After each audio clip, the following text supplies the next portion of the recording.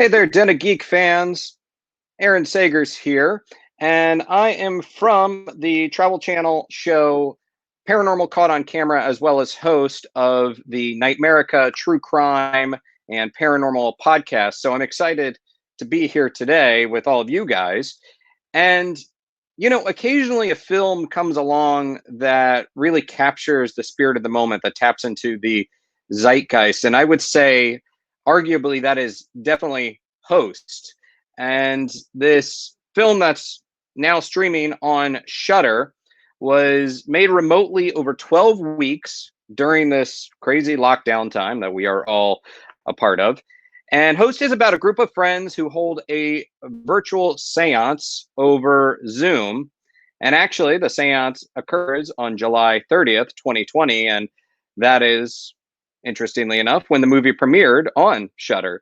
So this movie, very timely, and it currently enjoys a 100% fresh rating on Rotten Tomatoes. And I would say it is likewise a fresh entry for the horror genre in the way that Blair Witch Project and Paranormal Activity were also these fresh entries. It's also creepy as hell, which is what you want out of a horror movie. So I would say, coming from the paranormal perspective of things, it also has a lot of paranormal influences in it. And with all of that said, I'm very excited to bring in the director. We're going to chat for about an hour and even see if you guys have any questions. So he can't really hear your round of applause. So let's just give a virtual round of applause to director Rob Savage. Rob, hey man, thanks for joining us. Thank you. How's it going? It's going great. I'm loving the Suspiria shirt. Oh yeah, I thought I'd represent. Yeah, I'm wearing like a tiki horror shirt, so I'm glad that you brought your horror threads though. I like your Ouija board in the background. There's a couple of them actually. That's an antique one, and then that one's just more of the current Parker Brothers one. But yeah, shrunken heads, all sorts of strange things back Can I ask you a Ouija board question? Of course. When they were first were they first manufactured as Ouija boards, or was that like a name that was applied afterwards? I was trying to research this. Like, what were they called originally? Yeah, so Ouija is a brand name. Yeah. That was the patented name. Yeah. Well, and before it was even Hasbro, it was William Fuld, one of the creators of Ouija. That was who patented it. Hasbro came along, or Parker Brothers, and then Hasbro later came along and bought it. But before then, it was a spiritualist communication device that could be known as a witch board, a spirit board, a talking board. And it could be where you just write down a set of letters on a platform or a table, and then you could even have just like a glass that would move over the table. Yeah, that's how me and my friends used to do it, with like an upturned wine glass and bits of paper. Yeah, anything pretty much works. Although wine glass sounds, I mean, spirits and spirits, man, that's the way to go. Yeah.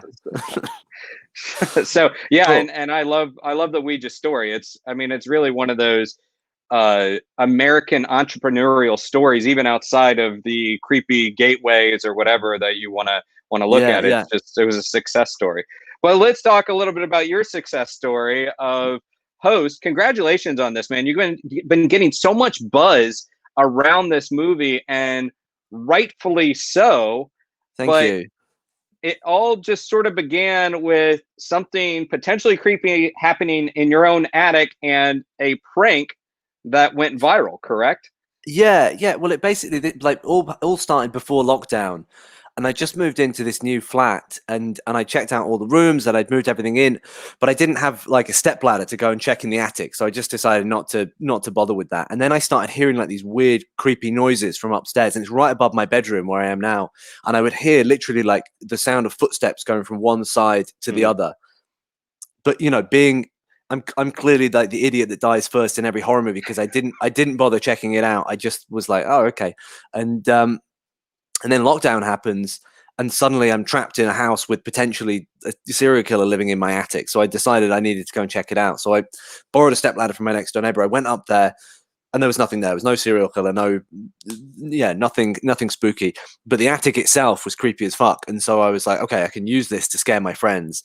And we were already like I mean, like everyone was doing, we were doing Zoom happy hours and quizzes and all that kind of stuff. So at the next Zoom meeting, I was like, guys, I'm hearing noises from my attic. I really need you guys for like emotional support while I go and check it out. And, you know, if there's someone up there, you can call the police. Got them to all record it as well, just so they had evidence in case some, you know, an axe murderer buried his axe in my forehead. And, but what I'd done actually, I'll show you, I built this like horrible contraption that I could attach onto the front of my laptop. And what I was able to do is I had the Zoom call on my phone, and then I was able to just put my hand in front of the camera for a second, slot it in theory. And then this was at the perfect distance from my laptop screen, so you didn't see the edges, and I could just play some pre-recorded footage. And I played them a clip from this movie Wreck, the found footage movie where a cameraman puts his camera up into an attic that looks suspiciously like mine, and a zombie child jumps out and eats his face off. So they reacted as though they'd just seen one of their friends get eaten by a zombie and freaked the fuck out. And we filmed it all, and I put it on YouTube and put it on Twitter, and like kind of blew up. We got like 7 million views, and it was this big thing. And like, you know, I mean, the buzz went away after a couple of days, but we were still really high off it. Me and my friends, we thought that was going to be the one cool thing that came out of lockdown. But with that came this whole wave of attention, and people, companies kind of asking, well, is there a longer version of this? You know, a lot of people didn't realize it was a prank video. They thought it was something that I'd made myself and constructed, you know, as a short film. And we were like, sure. You know, at the beginning of lockdown, everyone would be kind of like taking the piss and saying like, oh, well, who's going to be the first person to make a film entirely on Zoom? And then we were a couple of months in, and no one had done it. So we were like, well, fuck it. We may as well be the ones to do it. And, we started throwing ideas around, and then it really started to come together. I called Jed Shepard, who's one of the writers and a co-EP on it. And we've worked together on a bunch of short films before. He's just got a great mind for horror. And we threw a few ideas around about what a feature version could look like. And we kind of like circled a few things, but we didn't arrive at anything. And then I went to bed, and I woke up the next morning, and Jed had been up until like 4 a.m, and he just texted me 2 words. He texted me Zoom seance. It was like, oh, great, let's just do that. That's great. Yeah, because we kind of wanted something quite classical to combine with this very up to date platform, you know. So we thought a seance and that kind of old school ghost story vibe would gel well. Well, and I recall seeing the initial viral video. And as a horror junkie myself, like, I know the movie Wreck, but because it happened so fast, you don't process that that's what it is. Until maybe a little bit later. But I can't be interested in the paranormal and not follow up with whatever happened to whatever's in the attic. Did it stop? Did it dissipate? Or is it ongoing? You know what? I haven't actually noticed it recently. But maybe it's because I'm so exhausted now. Every day I just fall into bed and go straight to sleep. So maybe it's going on. You know, it always happened like 2 or 3 a.m. You'd start to hear the noises, but I'm normally just like passed out in bed then. So I don't know. Yeah. I'd rather not know. We've done a whole bunch of seances since then, which are probably only going to piss it off if there is something there.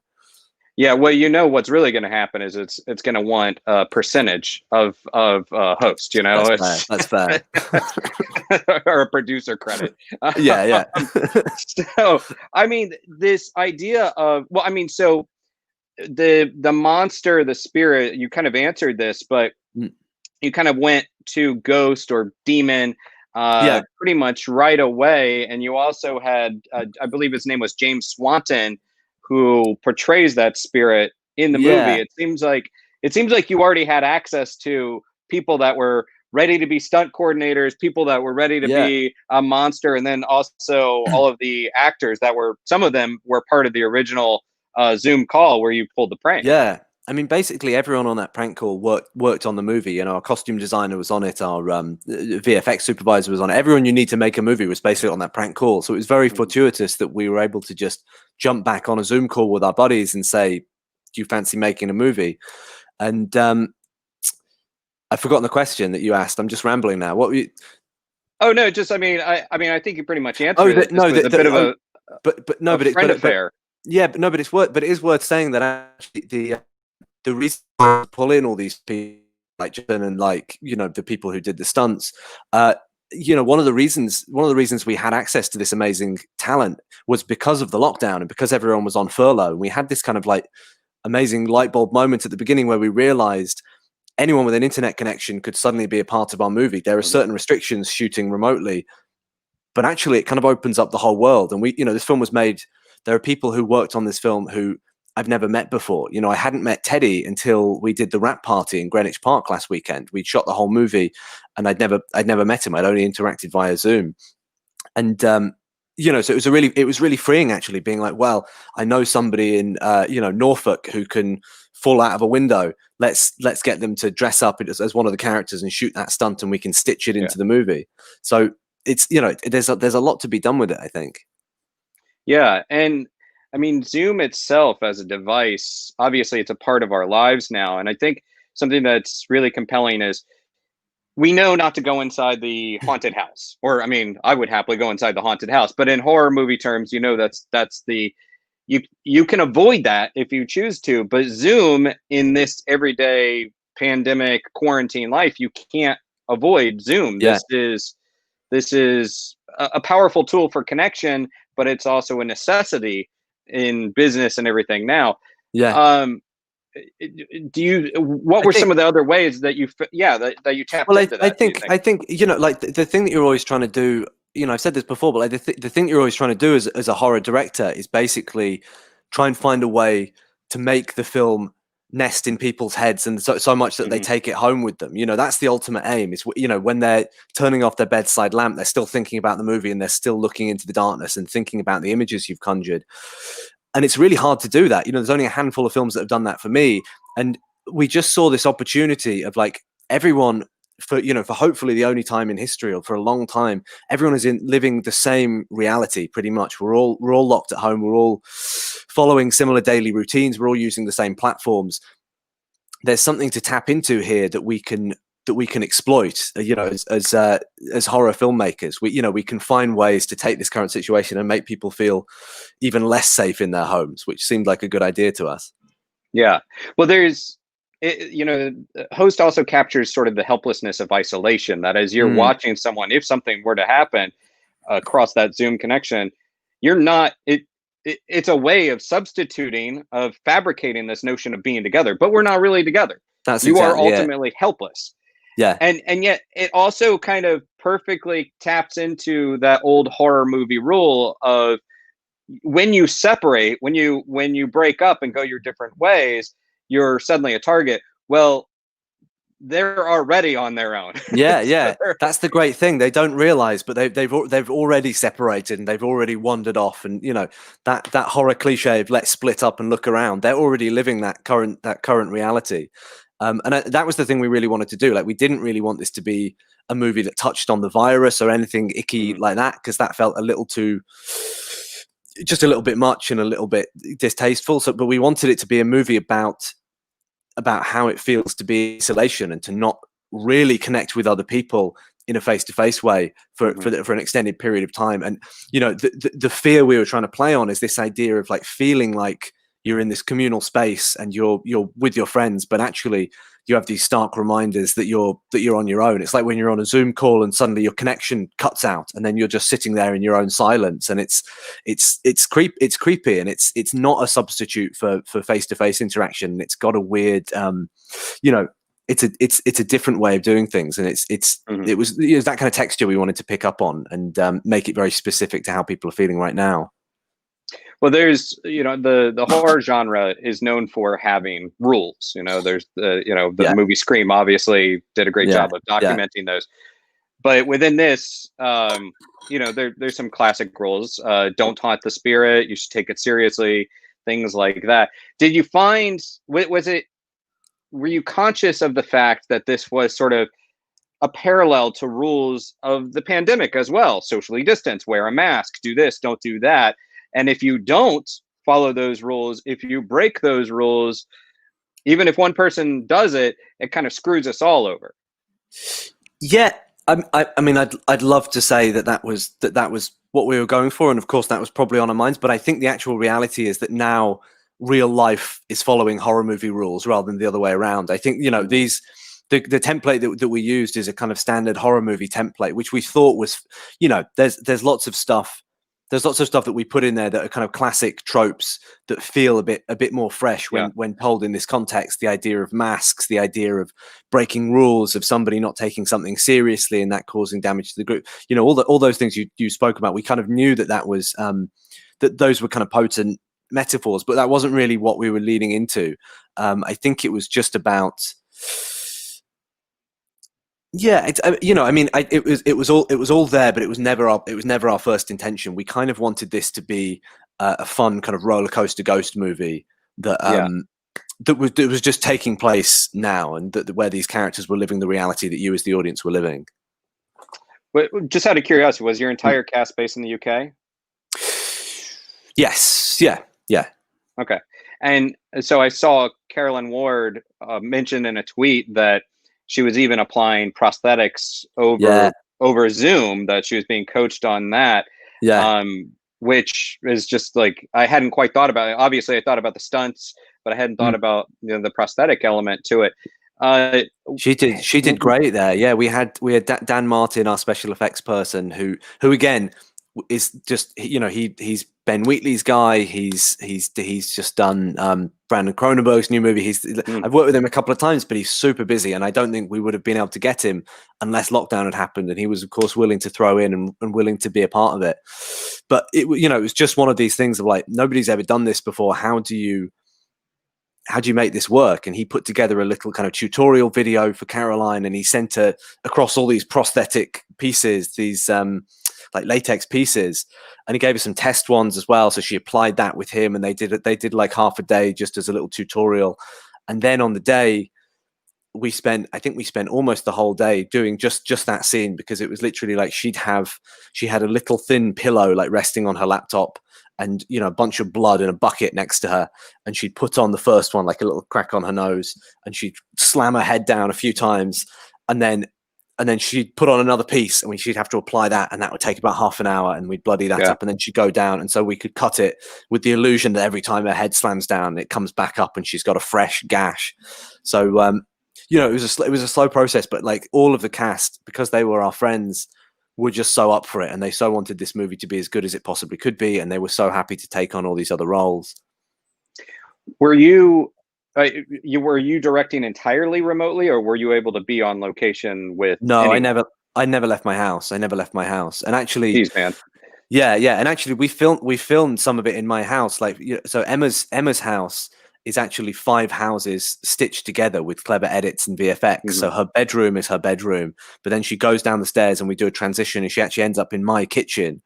And it's so the whole bit with the floating mask and the flower and the cupboards exploding, that's all me shooting it with fishing wire on my own, dressed as Emma in her pink bunny slippers. And so I had to black out my house for the duration of this 2-week shoot, so I could shoot these nighttime scenes. And so I was basically living in this little bunker with no daylight getting in, not knowing what time of day it was. It was very, I think we all went a little mad, but in a good way. Well, we all go a little mad sometimes. I was setting you up for that. Thanks. That was a softball. I appreciate that. So, were any of the actors able to play off of one another in the scenes, or was it all just you and them? It was all via Zoom. So what we did is we didn't record on Zoom itself. We set up a meeting. Everyone was on Zoom. I was there. I was hidden. You know, I'd be able to. I'd give them my direction at the start of the take. I'd be able to unmute myself and come in and give a bit of direction if the scene needed a bit of steering, or, you know, or even sometimes I'd be like typing dialogue in the chat, so they'd have like lines just being thrown at them. So it was a really kind of like rock and roll process of filming it. But we didn't actually use that Zoom call. That Zoom call was almost just like my video village. That was where I could look, kind of like keep an eye on all the shots. But actually we got them all iPhones that they could attach just with Velcro, like behind the laptops, so that the camera was pointing out just over the top of the laptop camera, and they filmed on that in slightly higher resolution, and also, you know, with no connection to the internet. So if the internet dropped out for a moment, we wouldn't like lose the footage or anything. We'd have it backed up. But it did mean that then we had to basically all of the Zoom grids, every single little asset, you know, so and so has joined the meeting. We had to make all of that and put that together. It ended up being like over 4,000 individual assets, which had to be individually timed and placed to build that kind of the illusion that you're on a Zoom call. Well, but it's also it's a different thing. But I've been filming a show remotely from within my Mm, apartment. I'm based in Brooklyn, yeah, and it really obviously I miss having sound people, hair and makeup, and everything. But yeah, this time has really kind of taught us that maybe we don't have to be as complicated all the time, or it doesn't always have to be a big production, or there are ways to we can do a lot with yeah, a iPhone that can shoot on 4K. Is that kind of totally. liberating for you as a filmmaker that going Oh, forward you've taught yeah. yourself that I can do this? This is where I come from. I mean, I started making movies as a one-man band with a camera on my shoulder Yeah, and a sound person, and that's it. And and I've honestly, until this point, I've never, in 10 years of working in film and TV and commercials, I've never felt as creative in any of those jobs as I did when I started out and we were making these no budget movies where I was doing everything, and it was, and everyone who was involved for the love, and just doing multiple jobs, and those kind of like student productions are so there's so much kind of possibility in them, and the way that you approach every day is like there's a sense of discovery there that I think you lose on bigger productions out of necessity, because you've got so much money riding on them, and you've got 100 cast and crew, and you can't just be trying shit out. So when you've got a smaller production, you can have more fun, and you can say, well, this yeah, doesn't work. I know it says it in the script here, but that doesn't mean we have to shoot something bad just because it's in the script. We can try something else out. And and it depends on what kind of movie. Like, I wouldn't want to see Lawrence of Arabia shot on an iPhone, but there's lots of narratives that I think would work well in a more lo-fi way. And actually, there's some great examples of big budget Hollywood found footage, but to be honest, like, I prefer the kind of scuzzier, like, low budget hmm found footage where it feels like it's actually shot on the camera that the character, or the phone or whatever, like on Blair Witch, all shot on DV or VHS or whatever they shot on.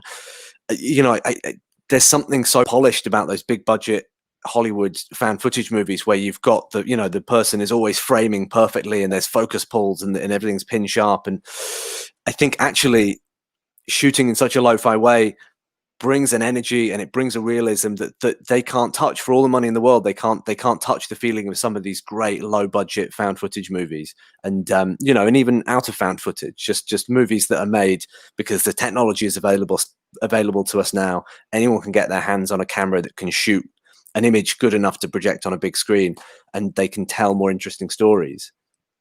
one thing that I was really impressed with was the kind of the character development, even over Mm, Zoom, and that's why I was even asking if anybody was able to directly act opposite one another via mm, Zoom. But for instance, Gemma and Haley, it seems like there is that tension yeah. between those two characters. Were you was there any kind of backstory that you had given to these actors, or anything that they had developed themselves about who fictional Haley is? Because I know everybody was using Yeah. their first name. Um, any kind of backstories to those characters? Yeah, we went into all of that. I basically the week before we started shooting, I spent a day with each of the cast just talking over kind of everything. We set their lighting, we set the camera positions, we set costume, but we also talked about their kind of motivations in each scene. So what I did is, like, we didn't have a conventional script. We had kind of like a 17-page Hmm. beat sheet, like an outline. And then Yeah, within that, I'd speak to all of the girls and I'd give them their kind of objectives in the scene. So I'd say, Radina, you're the skeptical one. You're trying to calm Caroline down. Gemma, you're trying to undermine Haley. So they'd all have these objectives within the scene. And then also we came together a couple of times that week as a group and talked about backstory. We talked about the fact that they'd met at university, and that Emma joined them later because she worked at a gym with Teddy, and like all this stuff that doesn't make it into the movie, but feels like, when you watch them as a group of friends, you feel like there's a history there. And the Gemma and Haley thing was one that we really wanted to pitch right. We wanted it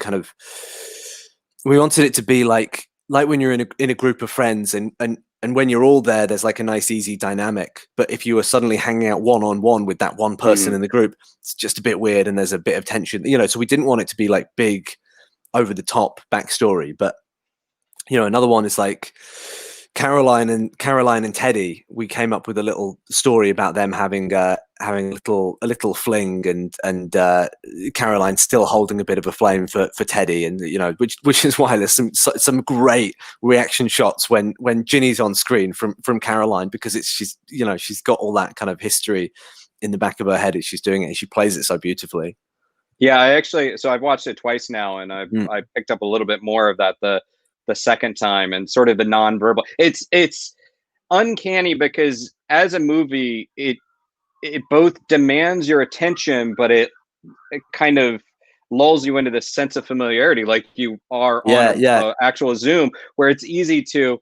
And this is not a criticism; this is a compliment, where you can almost tune out a little bit because you're like, oh, okay, I might check my phone on a real Zoom happy hour.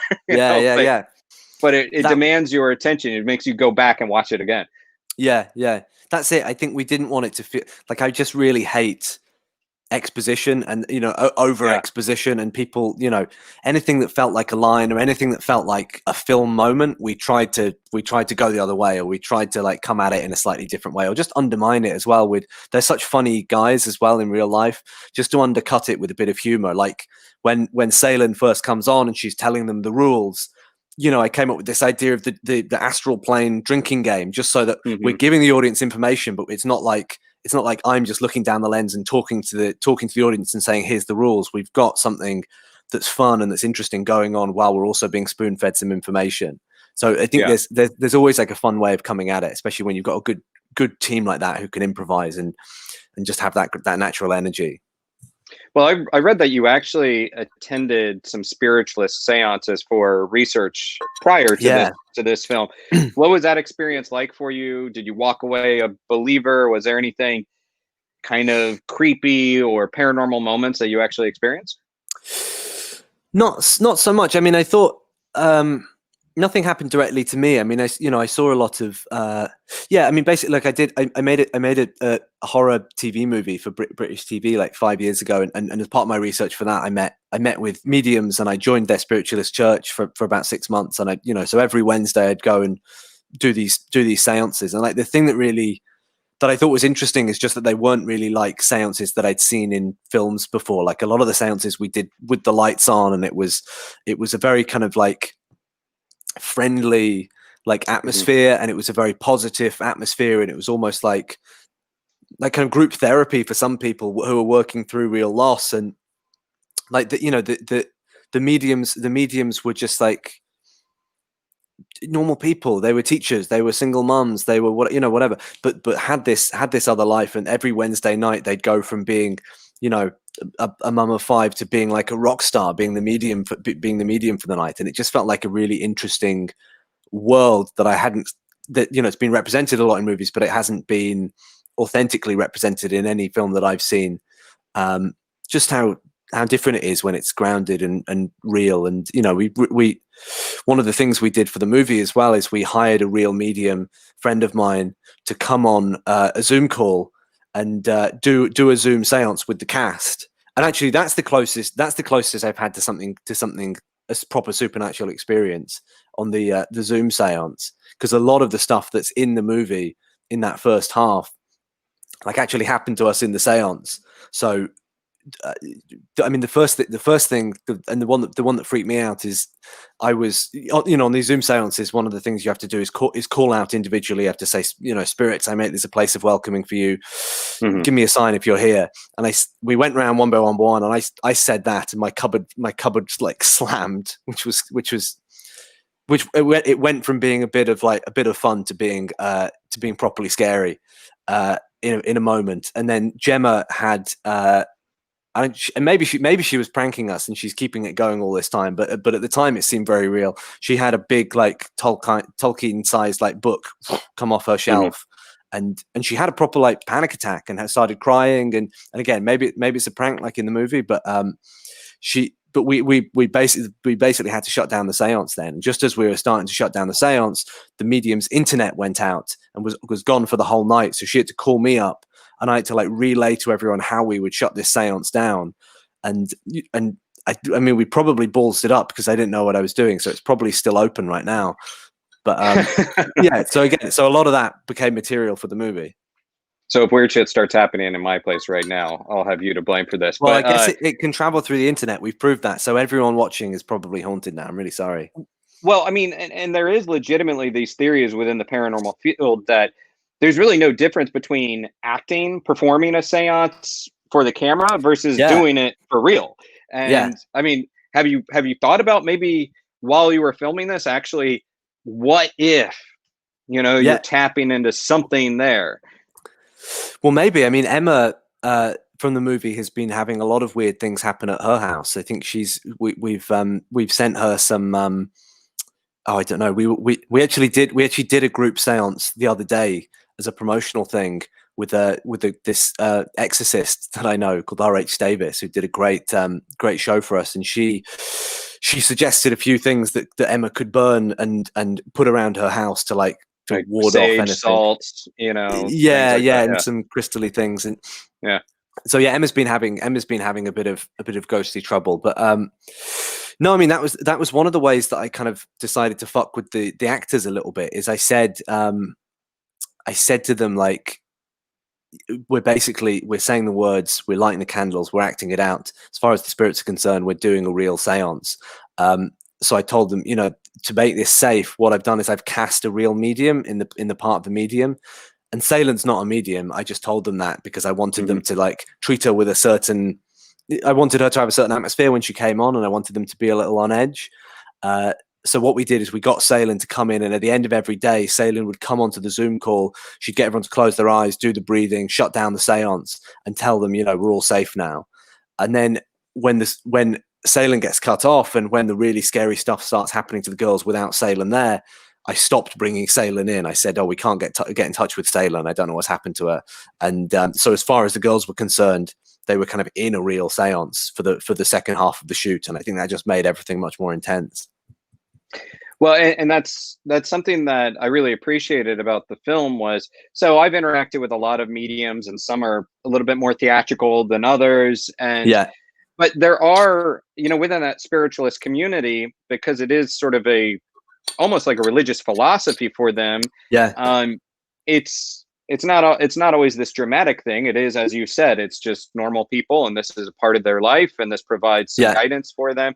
And the character of Salen is, she's not overly creepy, she's not mm, overly, laying it on thick. It's just yeah, sort of matter of fact and sort of mm, chill, and then she gets a delivery. yeah, yeah, um so that's kind of relatable. I did find that to be kind of true to what most people in that community are like. yeah. I um think that matter of factness and that that was the thing that really took a bit of adjusting for me when I started going to these seances. Is the way how uh, it's just how kind of accepted this way of thinking was, and it was just a part of their lives. And they talked about the spirits being around them in the same way that they talk about spotting somebody yeah. in somebody in town. It's like they're just an ever-present part of their lives. And we kind of just wanted it to not feel like the medium comes in and we go dun dun dun, and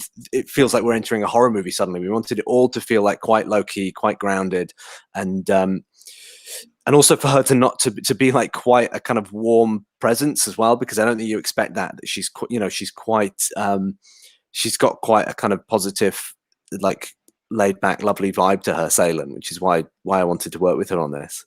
Yeah. Well, yeah, it comes across. She's a really good character out of all these excellent actors that you have in there. Just out of curiosity, Mm, there's been a lot of the New York Times wrote about it. It's been yeah, it's part of mad. conversation that, yeah, like you've been getting all this publicity.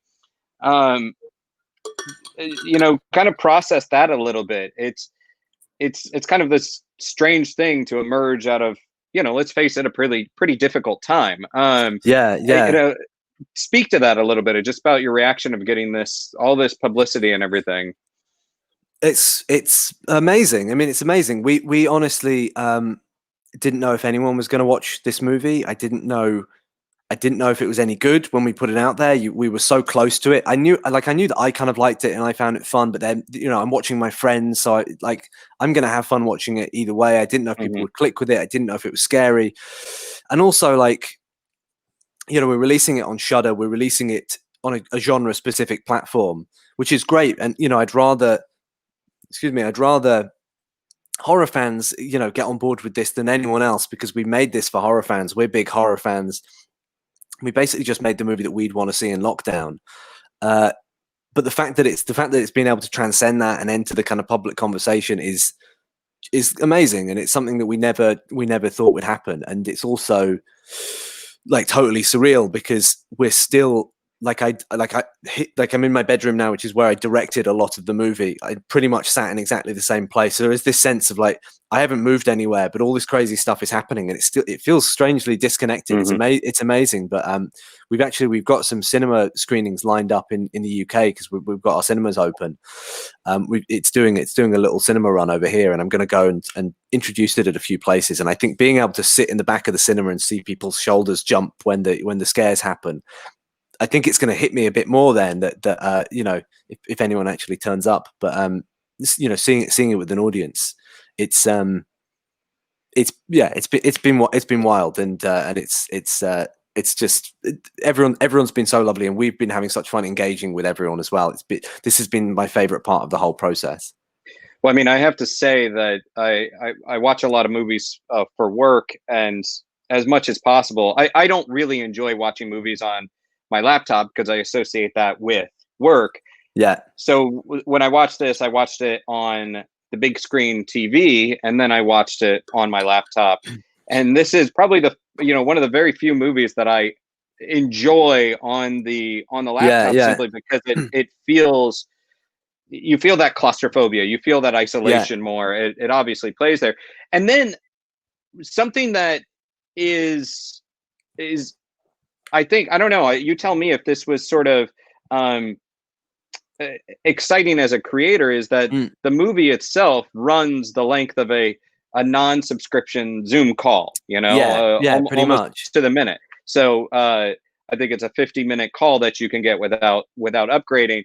Was that a challenge for you to work within that confine, or was it actually encouraging for you as a filmmaker, because you knew this was the rule, this was the box you had to play in? It was great. And like, you know, we run slightly over the Zoom time. It kind of takes place in movie time, so it's a bit elastic. But no, I mean, I think it was I mean, I'd love to see more movies at this length, because I think the expectation placed on them, from a narrative point of view, is much less. I feel like if this was a 90-minute movie, there'd be things that we'd have to explore because of audience expectation that I just don't care about. Like, we'd have to explore a bit more about the backstory with Gemma and Haley, and we'd have to have a bigger payoff for that. We'd have to explore a bit more of the demon mythology. We'd have to, you know, do something more with the rules. And to be honest, that's not why I'm here. I'm here because I want characters that I relate to, put in terrifying situations, and I want to feel like I'm there with them moment to moment. And that's all I wanted to do with this movie. And I think maybe it hasn't got that much of an unusual structure, but it's basically just an escalation. It's basically just, the only thing we were looking to do was moment to moment keep asking ourselves, like, how would this really go down? What's the most authentic choice we can make here as things slowly get crazier and crazier?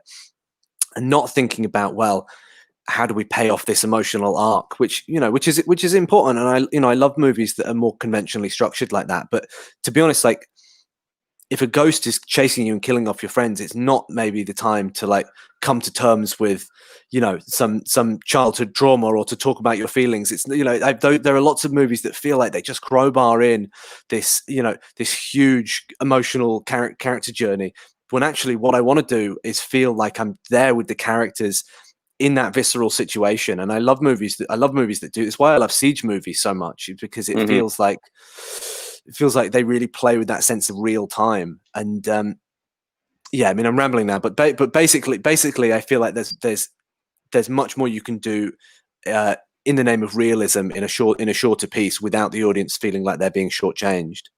Yeah, sure. I mean, sometimes that backstory can feel a little shoehorned in. Finding out that the father dressed up as Santa Claus and died in the chimney on Christmas Eve. Although it works in Gremlins. It works in Gremlins. Everything works in Gremlins, but that's Yeah. Gremlins. That plays by its own rules. Yeah, right. Was there, I mean, with that said, though, was there any kind of scene or anything that you did film or was in sort of the rough Yeah, script that ended up just getting cut, didn't work? we filmed a moment before Haley gets dragged off down a hallway towards the end. We had a moment where Gemma and Haley have a much bigger confrontation, and it just didn't work. It just felt like we were suddenly going into a movie, and the rest of the time, all I'd been looking for is these unplanned, unscripted, these kind of genuine reactions from all of the actors, and they'd given such brilliant performances, and everything was so believable, you know, in a large part just down to them and how they carried the movie, that it just felt like suddenly we were steering into something that was scripted and something that was contrived. And I mean, it's the only thing that we just cut wholesale. And I much prefer it. And I feel like the movie that we're making, this very grounded, very realistic, you know, hopefully fan footage movie, two friends, you know, who've been at each other's throat a little bit, doing an elbow bump at the end, that's enough for me. That's enough for me that she decides to, you know, she's been a little, you know, Gemma's character has been a little self-involved and makes the decision to go out and to try and rescue her friend. That's kind of enough for me. I'm fine, you know, if a horror movie is well constructed, I'm fine with characters only moving millimeters in terms of their emotional journey. That's enough. As long as you see the start of something, the start of a change, that's fine for me. And that's the only scene that we cut wholesale. I mean, you know, we had a lot of other backstory stuff that we knew in the back of our heads that was subtext, but we never filmed it. Yeah. I mean, and I definitely think it plays. You feel the tension, and then you obviously, you know, see the payoff of the elbow bump towards the end. Do you? The other thing I'll say is, oh, sorry, no. The other thing I say is, like, and this is why this film was such a joy to make over doing like TV, because in TV you get a script and you have to shoot every word, and you have to shoot, you know, 7 pages a day, and you have to, you know, you just have to get it shot, and it doesn't matter if it doesn't work on the day, you still have to shoot every letter of the script pretty much. But what's great about directing is you plan and you plan and you plan, you worry, is the audience going to feel this, is this going to be clear enough? And if you're working with great actors, like, you know, like we had on this one, you get there and the actors just do it. It's there in the way they play the scene. It's there in the subtext, and you don't actually need them to explain it. And you can actually just get a red pen, cross out a lot of the script, because great actors bring all of that anyway. And so by the time we got to that confrontation between the two of them, it was like, we know already. We don't need them to say it. We know because you've just acted it moment by moment. Well, you mentioned, obviously, since this is streaming on Shudder, it's a platform that speaks directly to the horror fan. Yeah. I mean, that partnership, I could see with certain other channels, networks, streaming studios, they might want a little bit more of that. They might want this to be stretched out to 90 minutes or 2 hours. They might want more of that exposition. Talk a little bit about the relationship with Shudder, and were they just encouraging of you doing things the way you wanted to do them? Oh yeah, Shudder are the absolute best. Shudder basically were the only people who got what we wanted to do with this. They were the only people who saw that that you would stifle this project by trying to apply the usual framework of production onto it. That we had to have the freedom to figure this out as we went along. We'd never have a script. We'd never have a conventional shooting structure. We'd be finding out what worked and what didn't, and how the process would how the process operated, and we do all that just by diving in the deep end and doing it. And Shudder really got on board with that, and they had great thoughts and they had great notes, but there was nothing that was prescriptive, and they totally let the movie be what it wanted to be, because that's the thing. When you get into the edit, the movie tells you how long it wants to be, and you're either fluffing it up to get it to a longer runtime, or you're chopping out good stuff to get it to a shorter runtime. But the original pitch was that we do it as something around 40 minutes, because that's what a free Zoom call is. But actually, like in the contract with Shudder, I made sure to stipulate that it might even be 30 minutes, because I had no idea if we were able to get like enough good footage from shooting remotely. We had no idea if any of this was going to work at all. So I didn't want to like promise them a feature film and not have enough good footage. But they were, and then they were fine with it running in this weird kind of like hybrid hybrid length. So, you know, that just the best partners we could have had on this, and I don't think we could have done it anywhere else in the same way. Well, just a couple more questions before we wrap up. I mean, I'll Yeah. say that, you know, you have clearly this awareness of the paranormal community or of the studies. And I think I would go so far as to say that I think you have a good sense of sort of gothic horror storytelling and then that creeping dread. Just in your future projects, is this something that you want to continue to pursue? You want to play more in this paranormal sandbox, or you want to go off into a different kind of subgenre of horror, or what do you kind of want to do? I've got a kind of bucket list of horror genres that I want to tick off. I mean, we did the same team as this. We made a short film called Dawn of the Deaf a few years ago, Yeah. which is a kind of sci-fi zombie movie, and I love zombie movies. George Romero was a big hero of mine. That was on my tick list. We're doing that as a feature film. We've got another film called Salt, which is a kind of it's kind of like a creature feature, which was originally that was a 2-minute short film, and we've got that set up, so we're doing that, and that's ticking off my creature feature. I've always wanted to do a great found footage movie, so you know, hopefully Host ticks that off, and I think the paranormal space is somewhere that I'm going to be interested in, because it's what like rattles me the most. You know, if I wake up at 3 a.m. and can't get back to sleep, it's thoughts of the paranormal that keep me up. You know, even though I probably should be more scared of human beings, it's a different kind of fear, and I think you can scare the bejesus out of people with paranormal horror while also keeping it fun and not too heavy. You know, I mean, like Sam Raimi's a big hero of mine, and I think he's just able to strike that balance with, you know, something like Drag Me to Hell, where it's fun and it's like being on a ghost train ride, but also the scares are so fucking good, and he just absolutely knows how to play the audience like a fiddle. And yeah, I mean, I love horror. I'd happily work in horror for the rest of my life.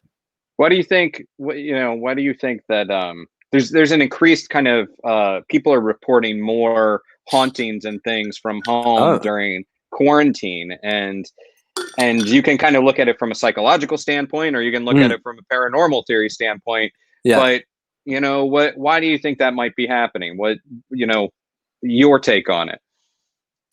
Well, we're so busy in our lives, we probably don't. You know, I think probably if ghosts do exist, and again, you know, I haven't seen anything that feels definitive to me, but if they do exist, I'm sure their influence on our world would be subtle, and something, you know, things that people wouldn't you maybe wouldn't be able to pick up on if they're rushing in and out of the house. And I think maybe just being in a space and getting a feel for the space and how it sounds and how it feels, you're just more tuned in to listen out for those signs. I mean, that would be my guess.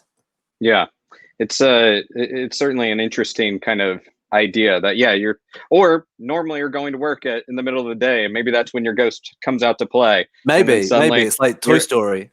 Yeah, exactly. Well, there you do have a creepy clown marionette in Host. Yeah, well, that was just Teddy's. That was just, his house is creepy as shit. So we were just like, I got all the cast to send me like little tours of their house, and I was just like, oh, Caroline's got a creepy attic, Haley's got a creepy hallway, Teddy's got puppets on his wall for some reason. That's got to go in there. So it's just as simple as that. Yeah, that definitely looks like something that's going to come alive and eat his soul or something. Definitely. So just keep the Zoom going for him. Keep recording and document it when it happens. Yeah. Rob, we're pretty much at the end of our time, but man, I really want to appreciate you for joining this. Give Rob a follow at Director DIR Rob Savage on Twitter. Are you also on Instagram? Yeah, I think it's the same on Instagram. Same one on Instagram. And also, Host is now streaming on Shudder. And I also want to thank Den of Geek for putting this little chat on. And you can give me a shout at Aaron Sagers everywhere. So, Rob, man, I really enjoyed Host. I think that it really not only is something that captures the moment, I think it's just a great new installment in the horror genre, and something that, you know, we need horror right now. We need horror films. You know, the world is kind of scary outside, so we need horror films to take us away from that and be a catharsis on its own. Absolutely. And I just want to say thank you to all of the people who have reached out and shared messages with us and told us that they enjoyed the film. Like, it really does mean the world to us, and we never expected any of this. So thanks to you guys as well. All right, Rob, thanks so much, man, and thanks everybody for tuning in. Happy spookies. Oh, I've got to sign off now. The